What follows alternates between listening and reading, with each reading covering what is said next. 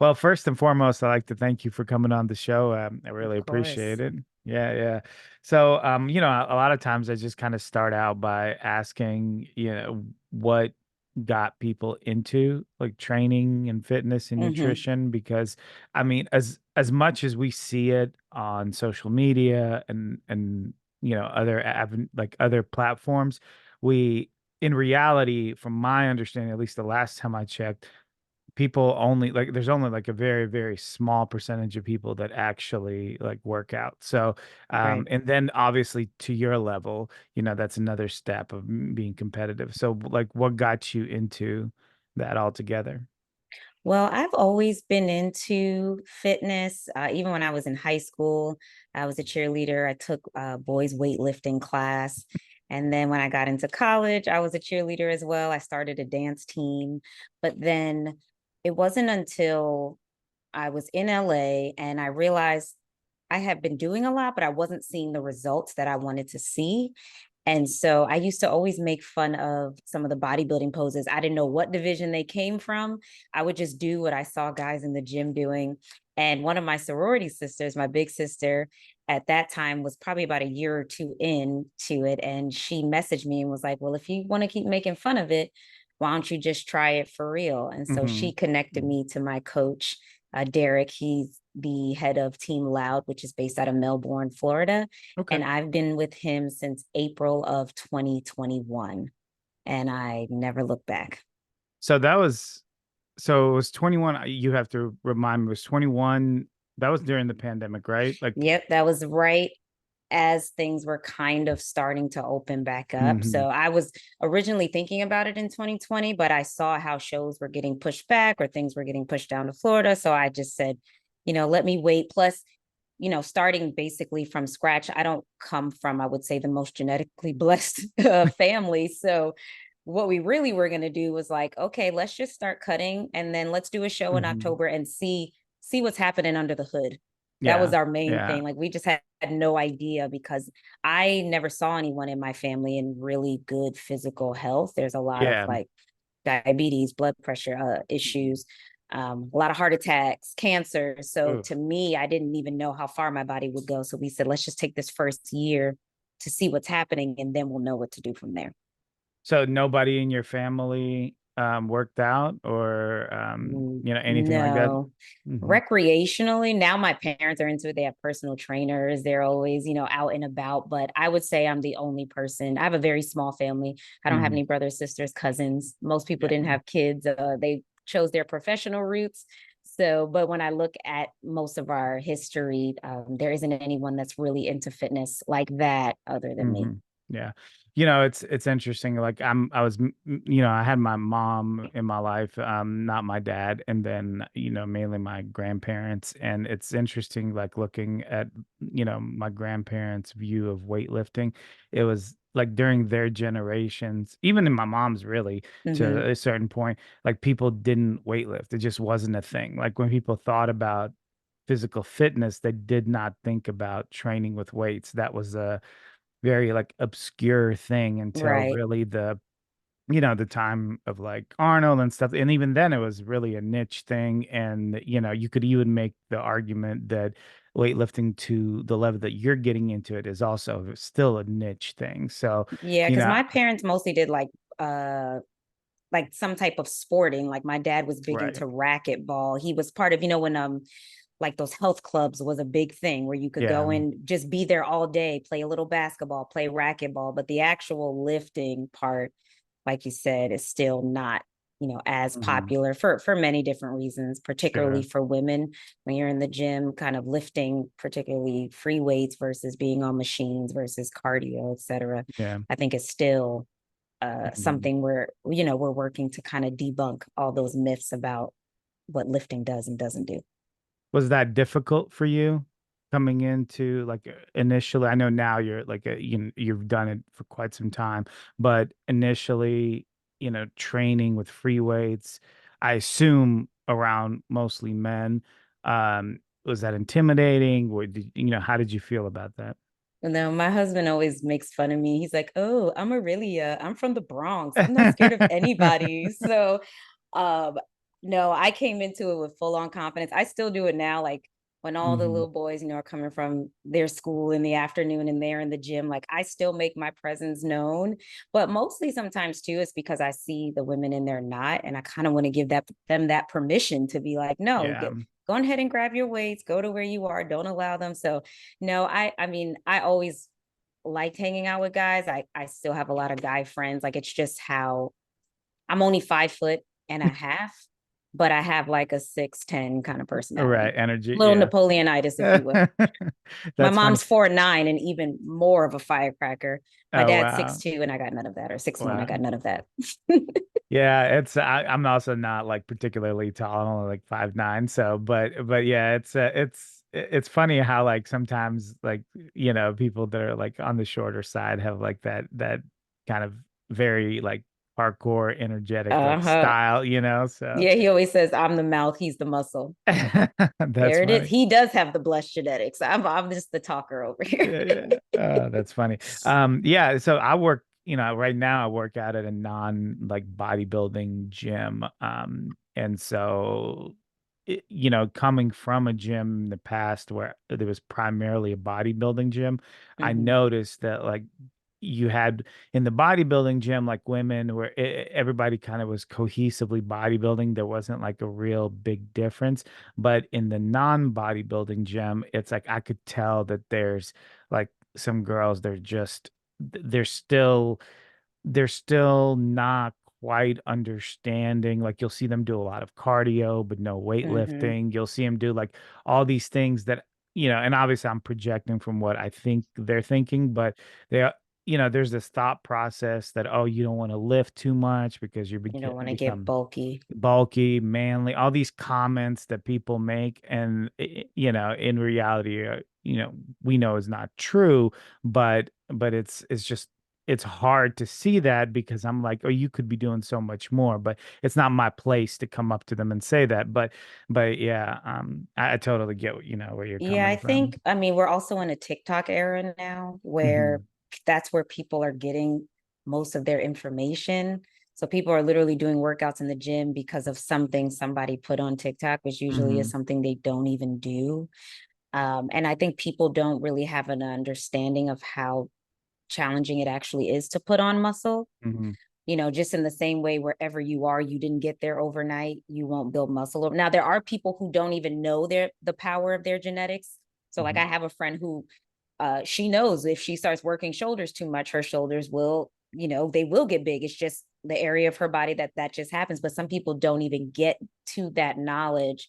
And Right. so, what they're actually doing is running for their lives on the treadmill, actually burning whatever amount of muscle they have there, Right. or they're not eating enough, or they're eating too many carbs and not eating enough protein. They're letting all those sneaky fats from all the DoorDash sneak in and all Hmm. those little things. So I find now, like as I get leaner, people in the gym start asking more questions, but they're more so asking for the quick fix.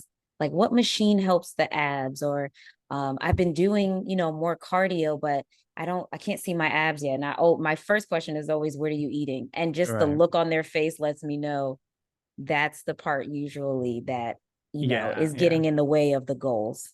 Well, that's not what's sexy, That's not sexy to be like, oh, what are you eating? Oh, you got to reduce this. Oh, you got to add this, Mm-hmm. and like that's not. They want to know like what, like you said, what machine, what exercise. Oh, this exercise got me this, and that's I often see. Well, 10 minutes, and we've all seen those ads. In 10 minutes, get abs, in 10, 15, and that's The kind of 100 how. day push-up Right, challenge. right. And all these challenges and everything like that. And people fall for that. And I truly believe it's because they don't really have uh, eh, they have this desire to get better, but I think you're right. They're looking for quick fixes, and telling them that you just need to be consistent in doing the right things is difficult for them to hear because like you said, we live in an era where things are quick hitting.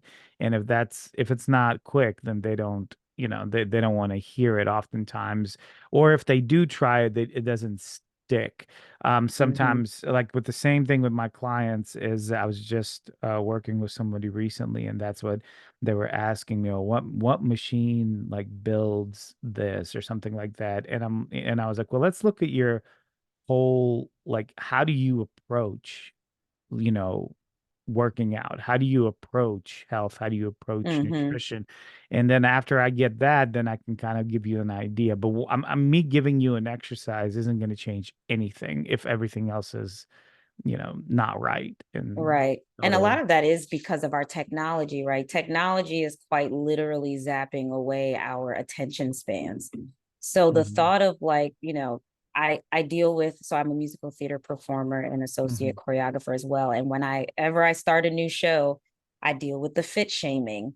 Oh, mhm, you doing the most. Oh, you measure that out. Oh, I mhm, could never do that. And it's really because, I mean, you think about, I grew up in the days of AOL and AIM and like trying mhm, to sign on now. It's like if your phone doesn't move right away, you're kind of like, if the TV doesn't turn on right away, like everything is so microwavable now that it's lessening our attention span, which then is lessening our ability to understand the process of the compound effect.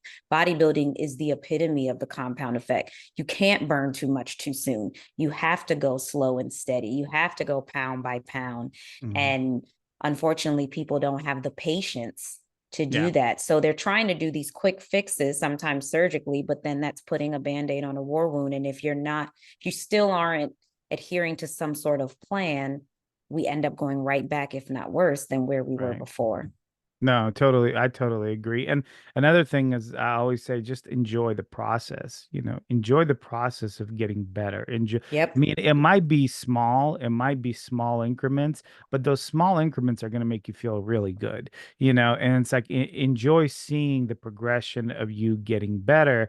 To me, that's much more satisfying than seeing a quick fix. I mean, even if there was such a thing, I think seeing the progression is much better. It's there. It does something to your psyche. Yeah. You've accomplished that. It's the difference between going to a car dealership for something and then working on your car yourself. It's like Yeah. there's a certain satisfaction that you get from seeing you progressively build yourself and get better and better until you achieve the look that you're looking for. And that's Exactly. It's that level of appreciation. Like if someone just gives you $1,000, of course you're grateful, but when you've earned it, that's a different feeling. You handle that money with a different kind of care. The same as with your body. When you know you've been working toward it, you handle your body with care. When it just happens, it's easy to go back because you haven't built that discipline. And I found particularly for bodybuilding, it has increased I'm a generally very disciplined person, probably the most disciplined in the room at most times, Mhm. but it took my discipline to an entirely new level in all areas of my life.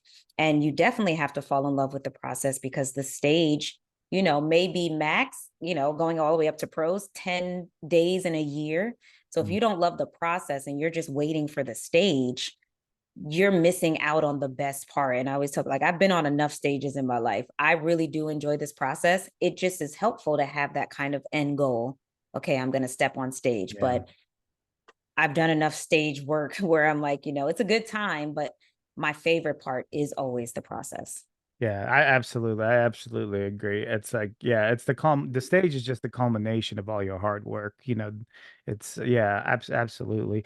So just to kind of we got off on a little, not really a tangent, but just a little bit off. You were talking about competing. You went and you just competed one time. What division did you compete in? What organization? Can you Mhm. talk about that? How'd it So go? I started with my coach April 2021, and my first show was mid-October in the NPC Bikini Class A for life. I don't even know why they make me get up and check. I'm going to be in Class A always, unless 2,000 people show, I'll probably still be Class A. And we Right. did a show. So in that show, and one thing I that has been very helpful is being a realist. I did that first show. There were three of us in my class. One had just lost 100 pounds, Oh, which was wow. phenomenal. We are still friends to this day. Phenomenal. And the other one, she'd be about 65.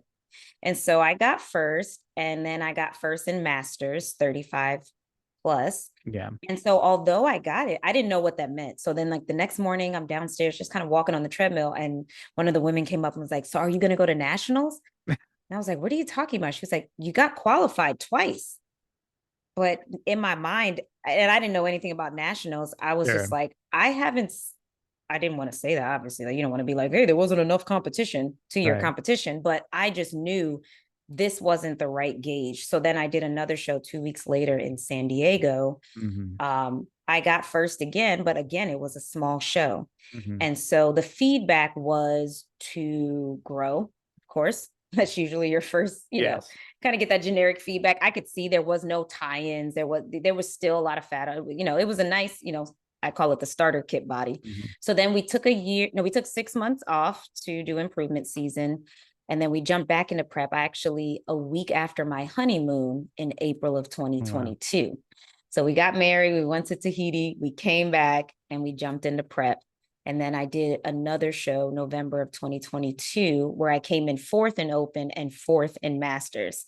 And so some people were still going to masters USAs after, I think it was, Hmm. that were sixth, seventh, eighth place. And that to me, once again, didn't make any sense. If I came in fourth on both of these, and this is in 2 weeks, no. So when I talked to my coach, he thought I was going to say, let's take 6 months off again. Let's hop into another show.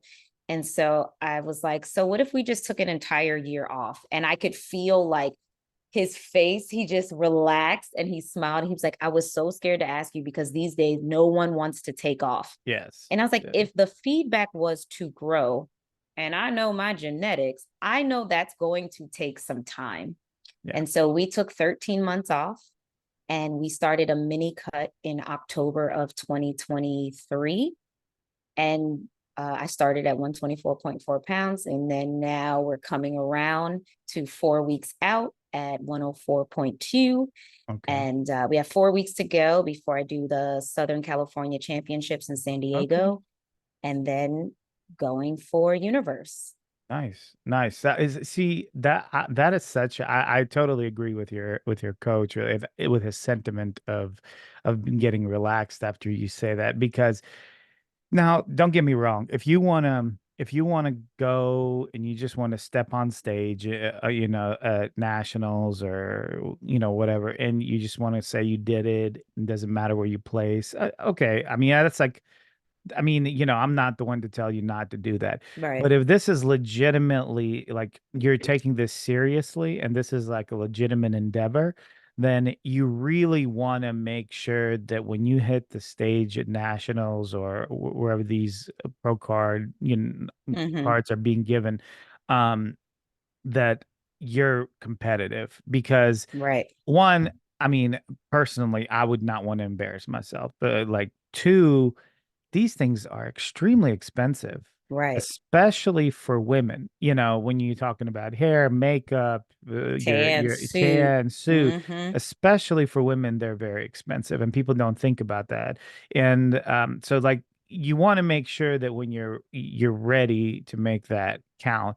And yeah, and absolutely, like you'll see people go and they'll have a couple of people in the show and they'll beat them and they'll be like, oh, I'm going, and that's I mean, that's fine, but I just would not. It's the same thing I tell pros as well when we have conversations and like any kind of consults and stuff. I'll say, if you're not, I mean, there was a time where there was points given to pros, like Mm-hmm. they could go to the Olympia Right. for points. Now that's not the case, but I would say, unless you're dominating some of these shows, that going to the Olympia, you're just going for the experience because Right. you're not going to be competitive, and so, and I admire that you did that, because now, now you can come in with actual legitimate goals, and so I totally agree. Yeah. Exactly. And for me, like I've been on a Broadway stage, so I'm not going to go across country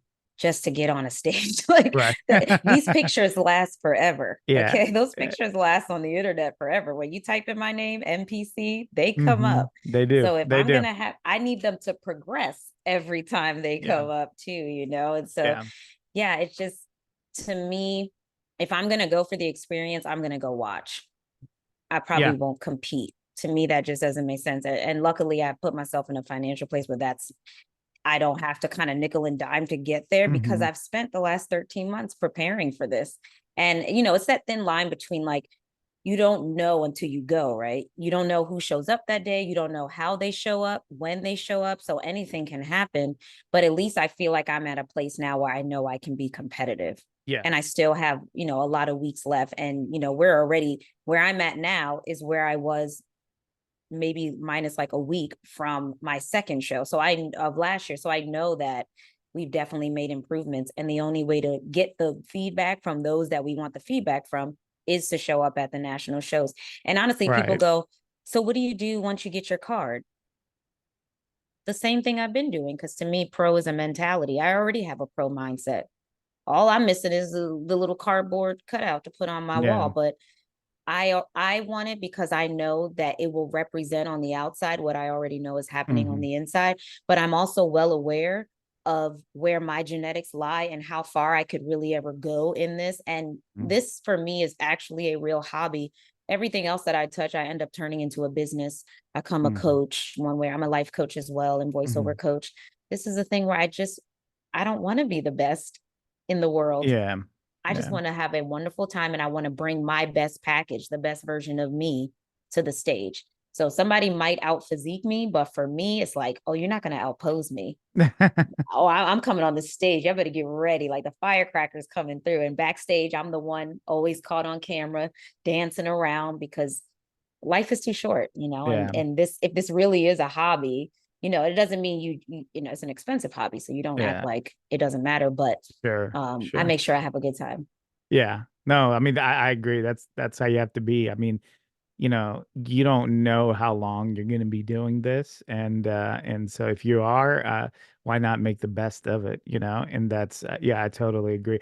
I'm curious to know, since you have this mentality of like you said, you turn things into a business. This is your only true hobby. I wonder if, as you progress and as you get better and as you get your pro card and so forth, there's going to be more opportunities to make it a business.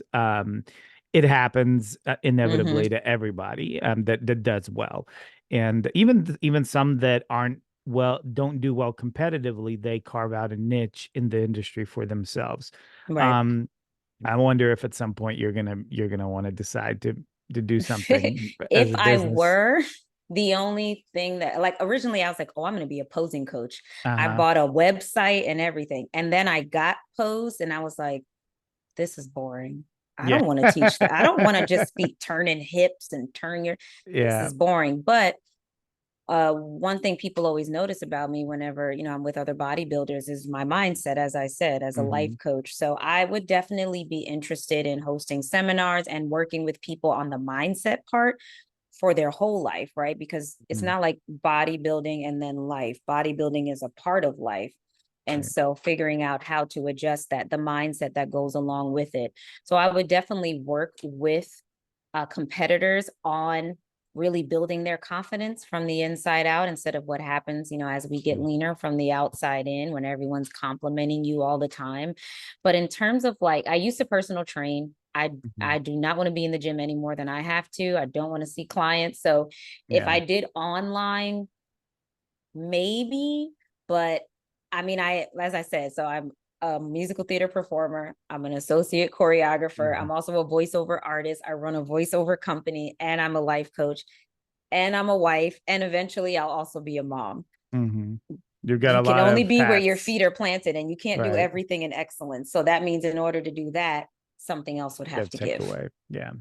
No, Now, if you that's want to I sponsor me totally now, that's a understand. little different, Okay, that's a little Hey, different, but hey, that's I mean, that's a legitimate thing. People get sponsored, for all kinds of things. That's there's companies out there, they're looking for people all the time. But I was going to ask you, it's a little off topic, but voiceover coach. So, voiceover, can you kind of explain that? I have like Mhm. multiple thoughts in my hand of what that is, but Right. I'll just let you tell it. Hmm. So some of the genres that fall under voiceovers, like when you watch a Target commercial, if you play Hmm. video games, if you're watching a show in another language and they have the English dubbing on it, if you're listening to tonight on the 10 o'clock news, that's promo.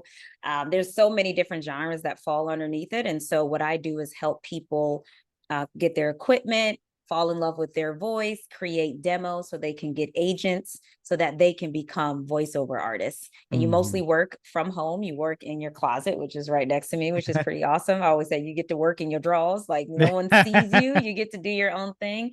And even though I say it's voiceover coaching, it's really life coaching from the lens of voiceover, because the things we Yeah. talk about is like, are you comparing, competing? Are you trying to sound like what you think they want to hear? And Hmm. so even though it sounds like it is voiceover, it's secretly life coaching. They're just coming to me for voiceover, but what I'm helping them with in voiceover, what I'm seeing happening in the booth, we address it because it's happening somewhere outside of the booth. So if they're not Right. making an opinion with this script, they're probably not making opinions in their life. And they're kind of Yeah. just yes manning everyone and people pleasing everyone. And there's a lot of tears that happen in there. You would think it was a therapy session. And I guess it kind of, to me, is a form. I do Hmm. help people who aren't even voiceover artists. We use voiceover as a way to heal past challenges, past traumas. Hmm. And so I do that as a coach, and I'm an artist, voiceover artist as well. So I mean that's a lot in that, explanation. I feel like it would need a whole nother episode to dive into that. But would cartoons, or yeah, cartoons, Mm-hmm. it's not Yep. And that's animation. animation, would Anime that, as well. Yep. okay, that would fall into that voiceover work Yeah. as I'm not an well. animation person. Like, I like sounding like me. There's like angry me, happy me, sophisticated me, Uh-huh. hood rat me, but everything is me. If I try to make characters and voices, I just feel silly. Mm. So I leave that. Like, my husband watches anime and I'm listening and I'm like, I literally could never like this. Yeah, But then there's people who do animation who, if they go, at Target, you've got to get the latest. Da, da, da. They're like, I can't do that. That yeah, sounds crazy. So yeah, yeah. cartoons definitely fall that cartoon video games, animation, movies that you watch, like because all the studios are here in LA, like Hmm. WB and all of those. So Right, right, yeah, it's right. really huge. How was were you affected? And I imagine not, but I figure I'd go ahead and ask this. Were you affected by the strikes that happened with the actor strike, the Yeah. writer strike? Did that affect your business at all? Somehow I always call it pivoting on purpose. I always Hmm. seem to pivot at a moment when something happens. So I pivoted into voiceover during like I started my company October 2020. Hmm. We were in the thick of it. But because everyone was home, what became more profitable? Voiceover, because everyone was Hmm. watching TV. And so the voiceover world never slowed down. If anything, it increased. We Yeah. obviously had to start working from home, which was great because before I got into it, you would go into a studio and audition. Now everything happens from home 9 times out of 10, unless you're Right. doing like an animation job and they don't want to, stream their new movie on your computer.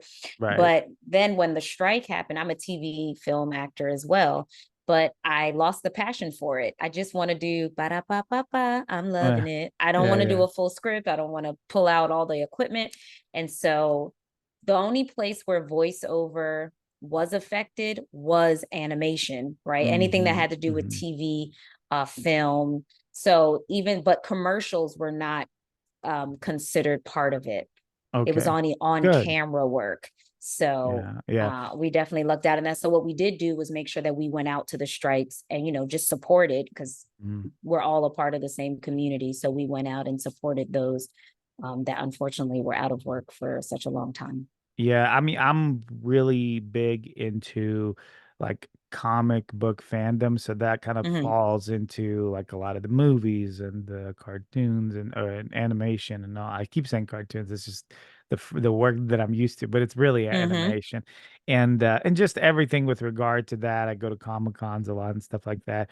And so when the writers went on strike, and I was like, oh, this is not good. And then the actors joined them, the Actors Guild. I was like, oh, this is getting Yeah, like, they were like, it's either now or never. yeah, We got it. We're stronger together for sure. And honestly, yeah, if they'd have done it separately, we'd probably still be dealing with it. So I'm sh- really happy that we came together. yeah, sure. And then they were talking about some, and you can speak or not speak about it, but I know it was mentioned on several podcasts that some of the studios were doing like kind of, we're trying to basically starve them out, and things like Yep. that, and doing Mm-hmm. all kinds of like shady stuff to try to get them to break.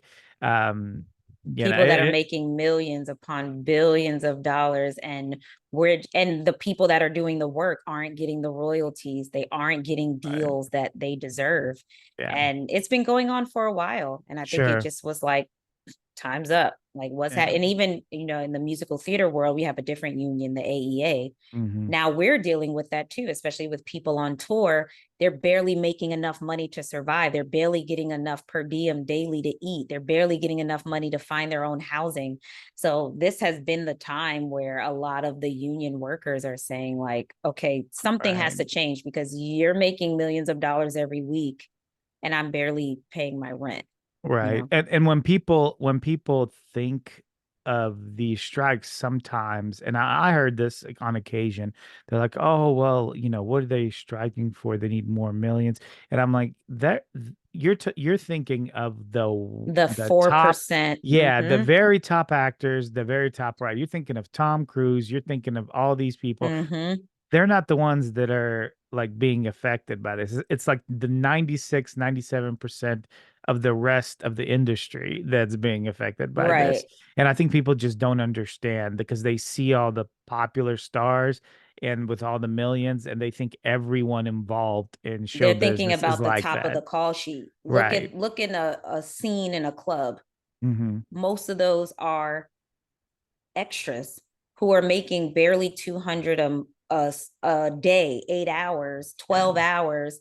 And then on top of that, you're now asking for them to be cloned so that they don't even need to show up anymore. And they Right. can just make, like, and even if you think about, I saw like Taraji P was talking about this. Let's say she does make millions.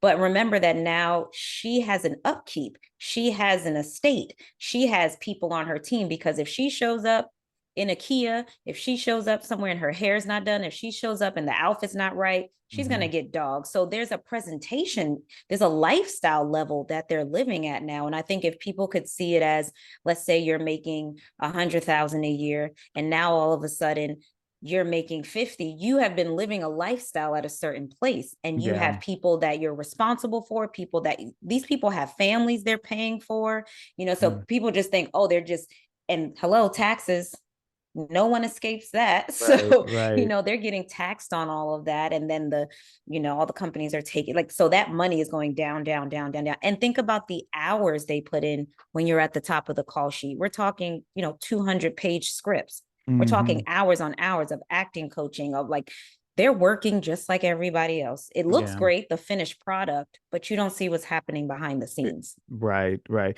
Yeah, it's interesting that you mentioned that. I never thought about that. The fact that when you make it to that level, you are no longer like just an employee. A lot of times you're an employer. So like Mm-hmm. you end up, feeding other people. And so the depend on I didn't for some reason, I mean that makes total sense, but for some reason that completely escaped me. And so yeah, I completely get where you're coming from. Interesting. Very, very Mm-hmm. interesting. Well, again, we keep going on these tangents, but it's so interesting, It's right? It's always so happens, as I interesting. just, there's many sides. I live my life in seasons, so there's Uh, many things we can chat about. And uh, it's important too, though, because a lot of people do get consumed by bodybuilding, and I am guilty of it too. Sometimes mm, it's the nature of the beast, right? If I have 2 hours of cardio and I've got an hour and a half to lift, and then I've got to do posing, and but when you're outside of it, what else are you doing to nourish yourself, especially as the food goes down? right, right, right. And yeah, and see, I was, because I'm so into that kind of stuff, I was like, well, why don't I try something different? I thought about writing like a fan fiction Star Wars script. And Nice. I was like, well, I've never done anything like that before. But then I thought to myself, so what? Give it a shot. I mean, if anything, I don't know if you know who Kevin Smith is, but he's a director, kind of does independent work. Mm-hmm. He's kind of got a niche following, and he, one of the things that he says is that you know i- you make it like for yourself, and then if other people like it, great. If they don't, at least you'll be Exactly. happy. At least you'll be happy with what you did. So yeah, Exactly. And I mean, like I said, life is too short to not pursue all passions, right? And it's the same way. yeah, It's like the only way for me to know how to get better at bodybuilding was to see what was under the hood. You yeah, have no idea. You may have a knack for writing that Yeah, just I has didn't not know. been tapped into Yeah. yet. Hmm. Yeah, totally. I get it. So, okay, so you're 4 weeks out right now, right? Yes. Okay. How Today is 4 weeks out. today Hmm. we caught you right on the day, right on the dot. Yep. So how was the prep up to this point? Was it a difficult prep? Was it easy? Did how did that go for you? I would say this has been, always a challenge, but this has been the easiest because of my community. So my best friend, Brittany, who I met through a mutual bodybuilding friend online, she's a wellness competitor. We have been besties since January of last year. We've only met in person 3 times, but we are Mm. both doing Universe. And so we have been in prep together this whole time. We also have our own podcast, the FemFit Entrepreneurs Podcast. So we've been Okay. utilizing that to support each other. And we have a whole group we call the Vlog Squad. There's about 8 of us that are all vlogging right now, our process, and Hmm. we just keep each other going. We're all in group chat. So this has been the easiest in terms of support, accountability, just Yeah. knowledge that I've learned over the last 4 years. It just gets tricky, of course, as the food starts to go and you start to do those mind tricks of like, oh, it's just a rice cake. Oh, it's just the just a syndrome, Hmm. Hmm. which can lead down a very slippery slope. But I have my people and I just tell them what's going on and they snap me back. So literally my best friend will text me at night, did you have a perfect prep day? And I'm like, yep, perfect prep day number 3. Today we're on perfect prep day number 3. And she's like, all right, let's go. That's so important to like, not to say that you couldn't hold yourself accountable, but it's so nice to have, someone else there with you along on the journey. And I mean, that's something that not only is it going to keep you accountable, keep you on track, but it's also just makes it so much more interesting, to do it together. Absolutely. And like, I didn't realize in the first 2 seasons, like the more I keep messing up, the more my coach has to keep changing things.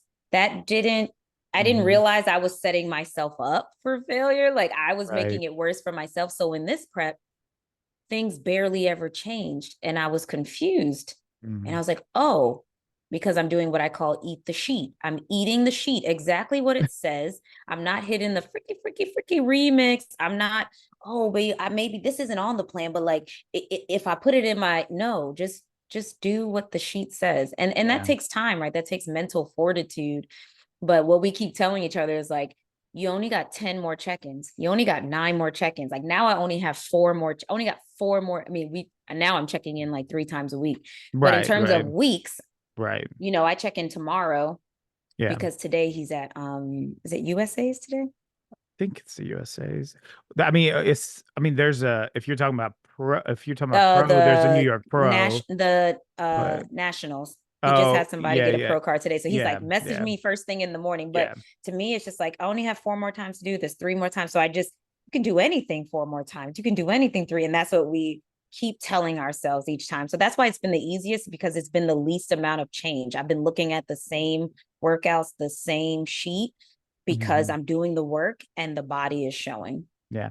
I will say this that to your point, I can tell when someone is not on plan, even if they don't tell me, because I'm like, well, you're on plan, but whatever the case may be, your weight's not Mm-hmm. not dropping, your body's not changing. I'm like, Even how I they think, type. yeah, I think I read something old is emails and I'm like, oh, look at the lies in here. Like, who would, and with my body, God bless the people who can eat more and lose weight. That's not my Mhm. ministry. Yeah, no, If I I eat get an it. extra rice cake, you're going to know.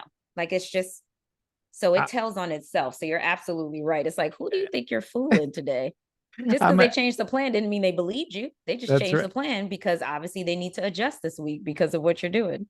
That's absolutely right. It's like I just see it and I'm like, yeah, yeah, you're not following the plan. But I mean, we still have to adjust it because we have to make up for what you didn't do.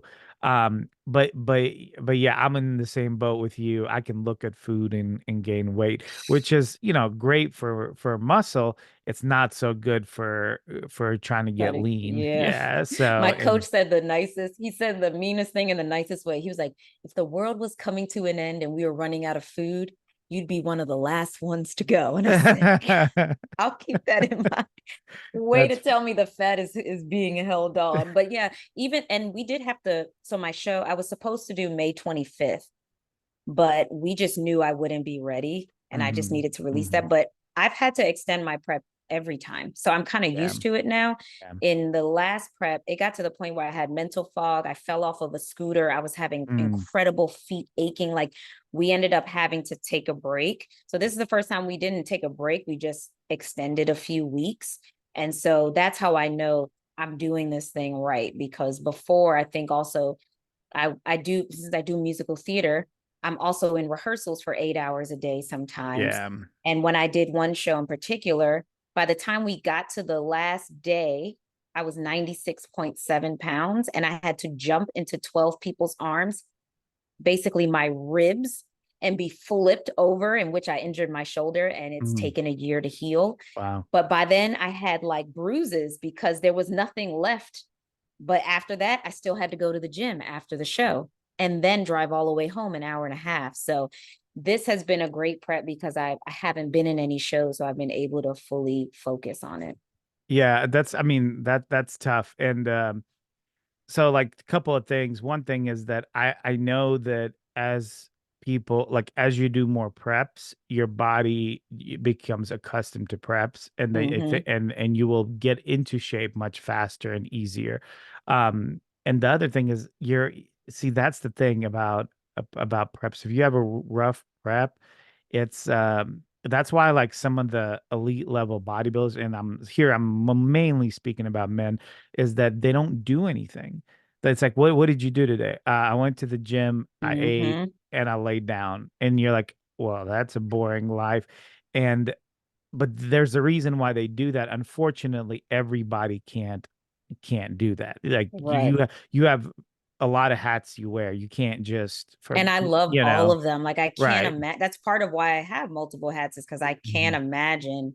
I mean, at times I'm only doing one, but if I just woke up and only did this and then I'm just kind of like, that's just not how I'm very type A Virgo. Like that's just not how I operate. Like, Right, right. and for me, because this is, a bit of a selfish sport, I know I'm supposed to be a vessel. So there has to be something else I'm doing where I'm also pouring out. Otherwise, Right. I just feel like I'm so Soaking self-consumed. in. Yeah, yeah. I Mm-hmm. get it. I get it. So it's interesting. So you mentioned Brittany, and I was like, Brittany, okay, nothing.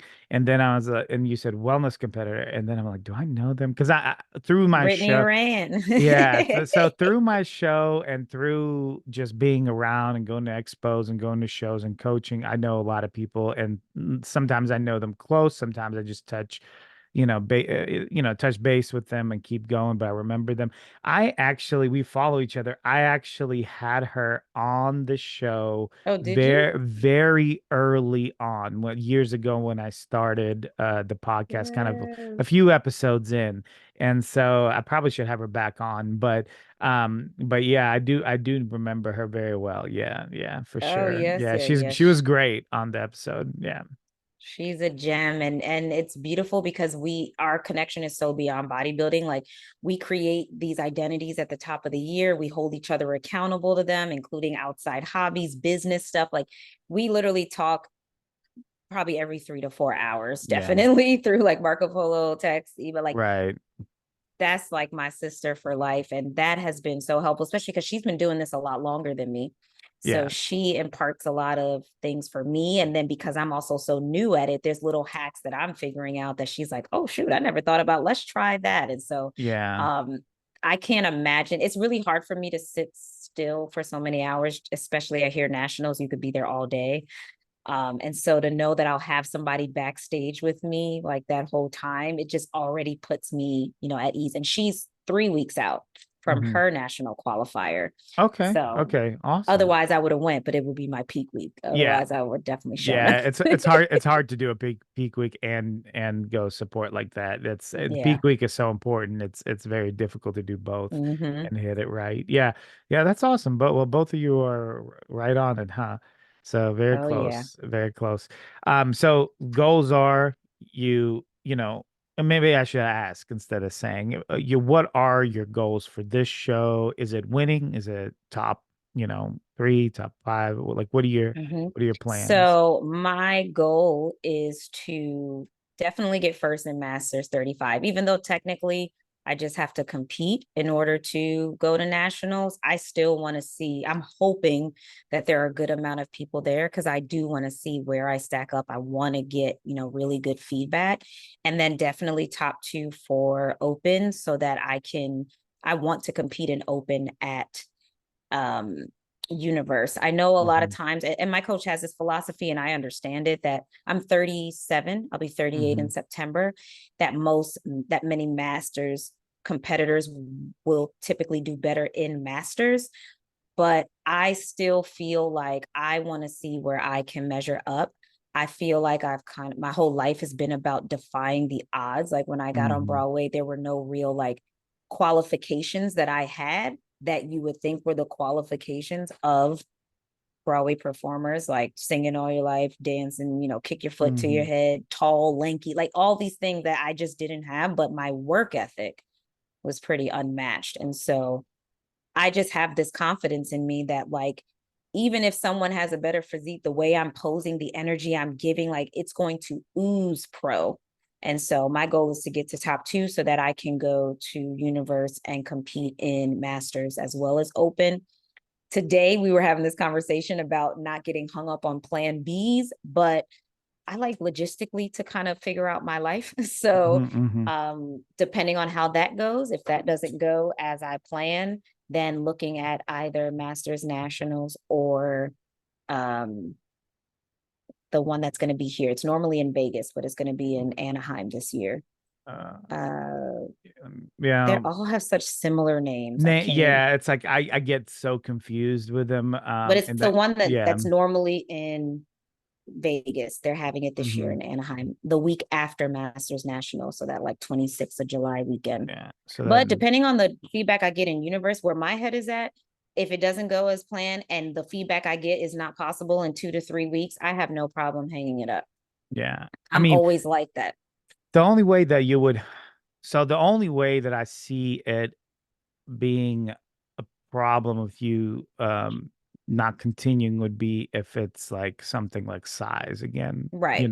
but if it's like a peaking thing, I mean that would be or like maybe leaning out a little bit more, drying out a little bit more, whatever the case may be. Those kind of things can be done within a few weeks easily. So Right. really size is the only your only, as long as they don't give you that feedback, then Yeah. you And then I should know be for okay. Masters Nationals, there's typically more classes. So there's less people in each class. Sure. Um, and there's no masters at the one that's going to be in that next week. But I think by the time we get to universe, we'll know exactly like if that doesn't go as well, where we would go from there.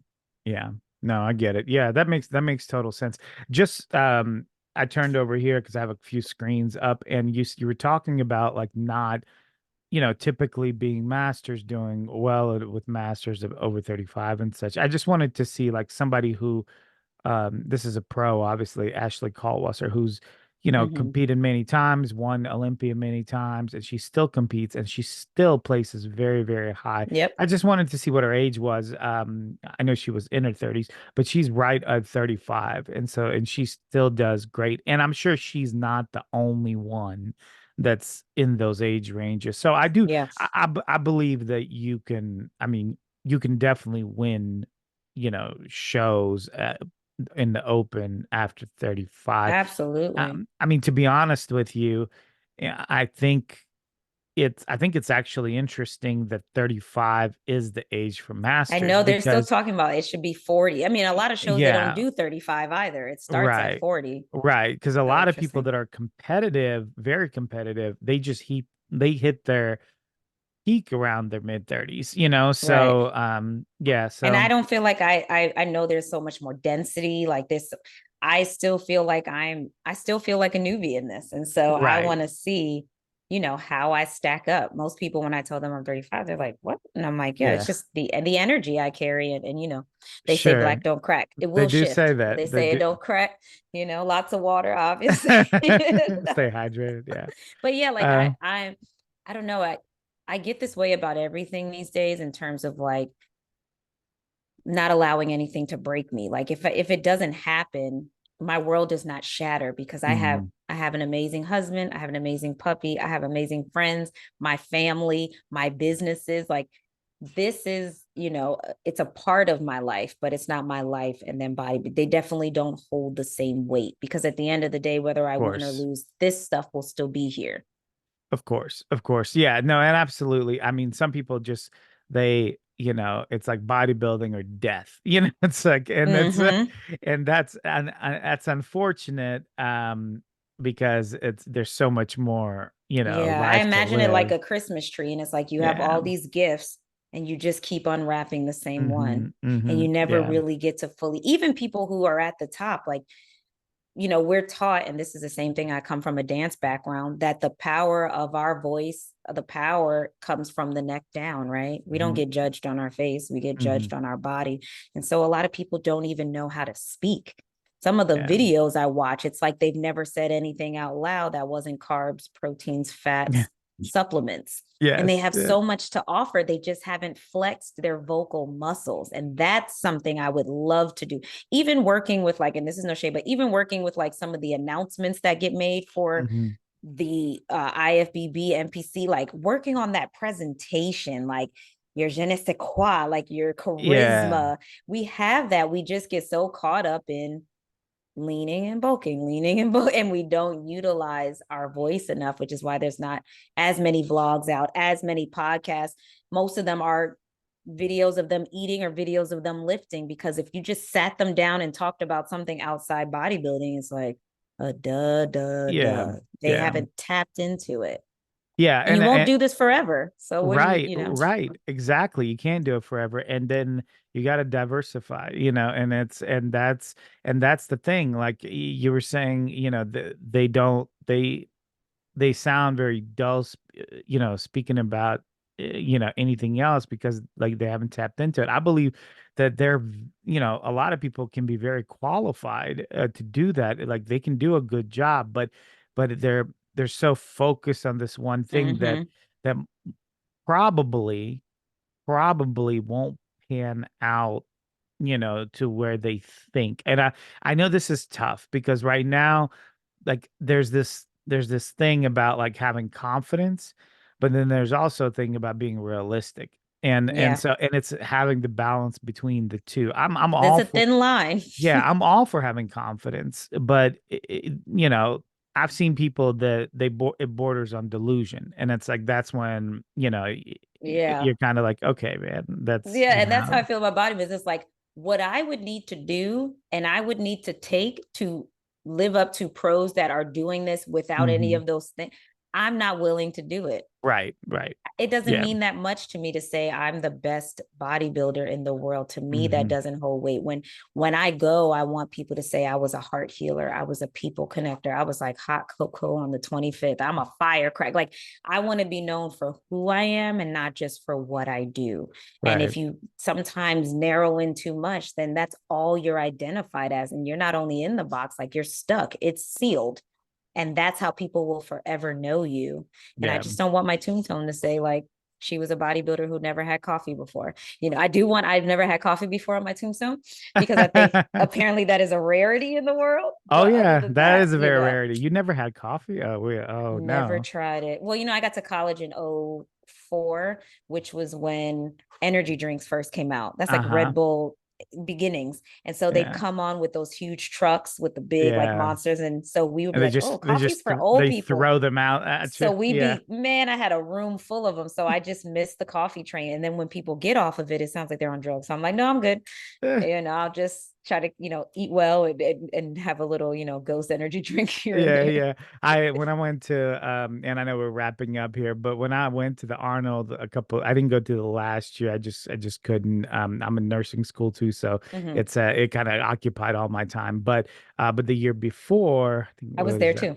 oh, so we might Mm-hmm. have came across each other, just didn't know each other. But Yeah. they were, handing out what was the brand that was hanging out? Celsius, I believe, was hanging out drinks.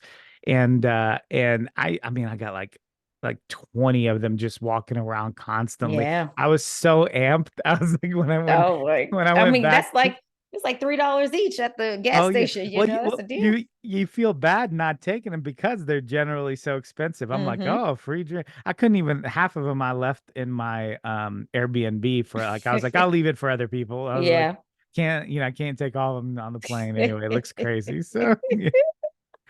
I Uh, love it. but yeah. Well, hey, I really appreciate you coming on, taking the time. I know you're very Of busy. course. Thank So you for asking. And like, thank you for following up. I was like, oh my gosh, this is perfect. You're like, tomorrow. I'm like, oh my gosh, this yeah. is perfect. Like, everything just lined up so perfectly. Yeah, that's I'm glad that it worked out. I wish you well on your Thank show. I'm you. sure you're gonna do great. I'll keep